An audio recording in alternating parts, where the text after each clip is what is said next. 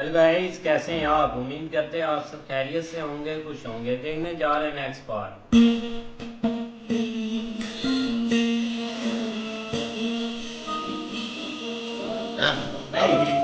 आया कि नहीं बोले।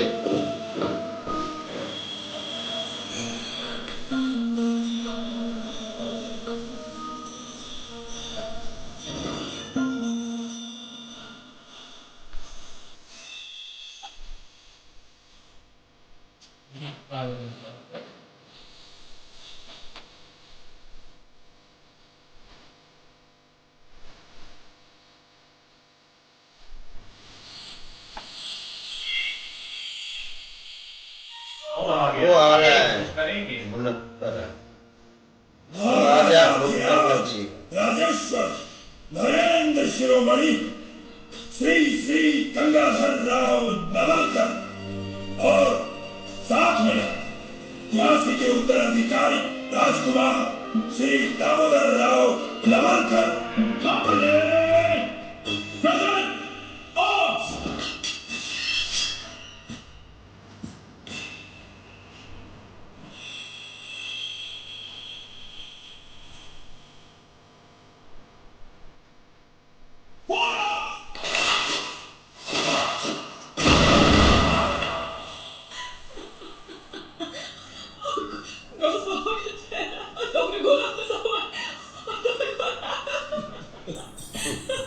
यार वो खाने में कुछ था। वो खाना किधर आया?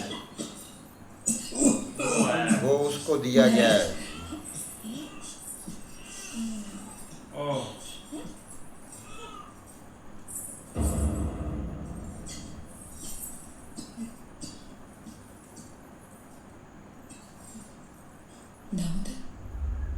वेट, वो तेरी इसको भी बच्चे को मेरे ख्याल दिया गया है।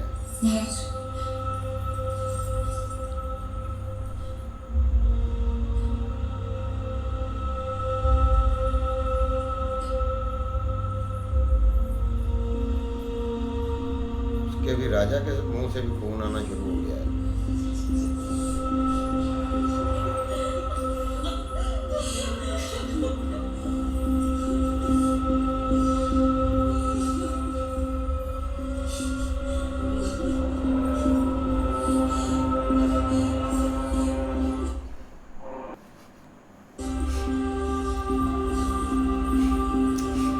ओए यार, दिया वे गोरे दाल आवे।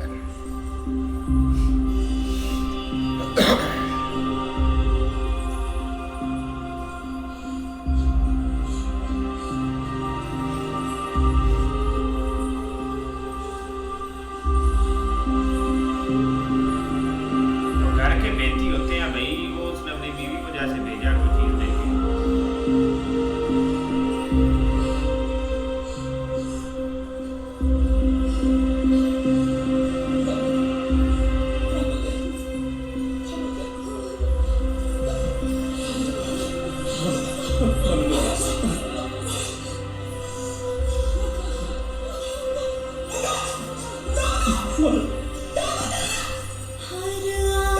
पूरा किया यार।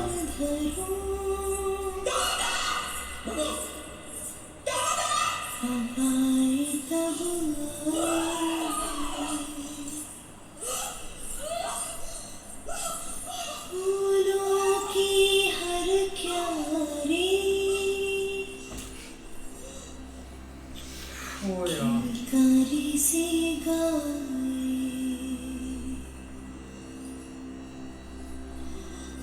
जानती हूँ आएगा तू, खुशियाँ बरसाएगा तू, फिर भी क्यों सहमा है ये सवेरा, रिश्ता है मुझसे सच्चा तेरा, फिर भी क्यों डर जाए मन ये मेरा, आ जा रे। बहु वही लक्षण जो राजकुमार को हमसे छीन कर ले गए, उन्हीं की तरह महाराज पर भी किसी औषधि का कोई असर नहीं हो रहा। सब ठीक है ना दीक्षित जी? महाराज,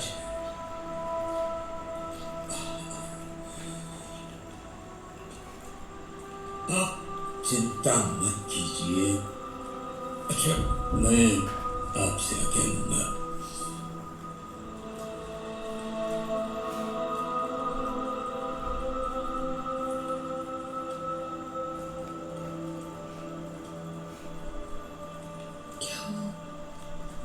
समय रहते मुझे झांसी के हित में कुछ फैसले लेने हैं कि मेरे जाने के बाद क्या होगा।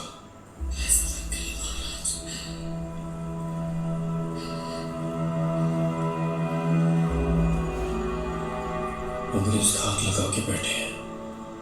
लक्ष्मी, हम एक बच्चे को गोद लेकर झांसी को उसका वारिस शीघ्र ही देना होगा, वरना वो चालाकी से हड़प ले जाएंगे झांसी भी।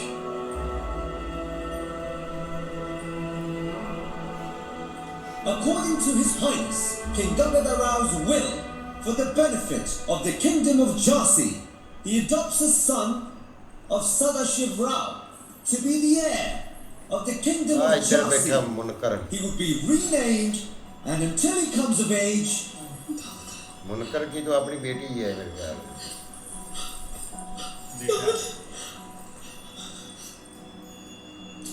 रुकिए निकोलस। क्षमा कीजिए महाराज, क्षमा कीजिए। मेरा बेटा आनंदरो थोड़ा सा चंचल है। अपनी माँ को खोजते खोजते गलती से रानी जी का हाथ पकड़ लिया। क्षमा कीजिए महाराज। ये गलती नहीं है वासुदेव राम। बच्चे ईश्वर का रूप होते हैं और ये ईश्वर का आदेश है। इस बच्चे ने अपनी माँ को खुद चुना है।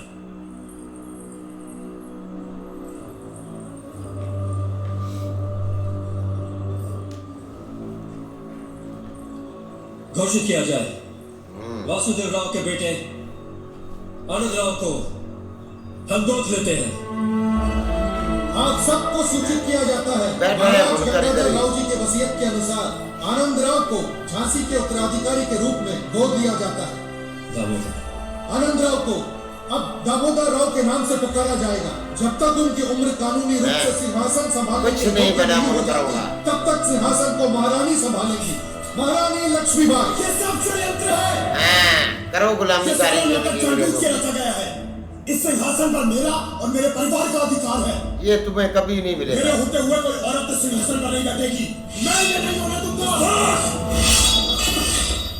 काट तो इसका गला इधर है सिर्फ मुनकर का। वीरों का अधिकार है झांसी के तख्त पर, लालची लोगों का नहीं। नहीं, सर झुकाओ सदाशिव। सर झुकाओ। झुकाएगा, लालची है। लालची तो सर झुकाते हैं।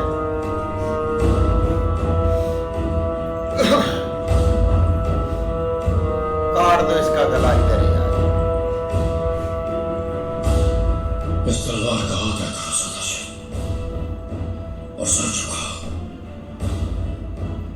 आदर करो।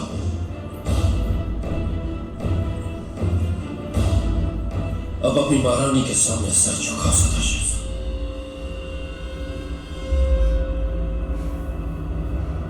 सर तो झुकाना पड़ेगा। नहीं, मैं एक औरत के सामने सर नहीं झुकाऊंगा। उस मुनकर का गला काटो परे। आज बाकी अभी तुम्हें झांसी से निकाल दिया जाता है। हाँ, इसको इधर से निकाल दो। झांसी पर पानी लेके गया सदाशिव। इसका हुक्का पानी बंद करो। लक्ष्मी, सूरज पूरब में उदय होता है और पश्चिम में जा ढलता है। ऐसा कहा जाता है कि महाराज भी लगता है कमरे का राज इनको भी दे ही रही है। हाँ, इसको भी जहर का झटका लगा हुआ है। पर झांसी में तो लगभग 50 साल से सूर्य उदय तक नहीं हुआ।